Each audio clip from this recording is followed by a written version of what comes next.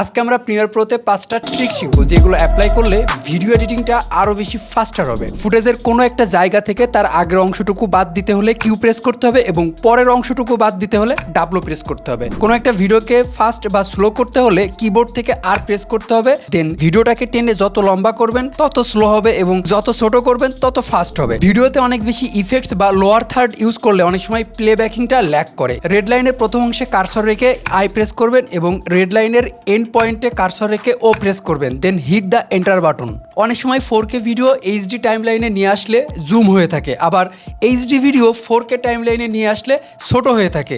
এটার permanent solution করতে go to preference, then media and default media scaling and number 5 raise sound level in one click. প্রথমে all audio লেয়ারটা select করে তারপর keyboard থেকে জি press করতে হবে। দেন ভলিউম আপ করতে আপনি যে কোনো নাম্বার প্রেস করতে পারেন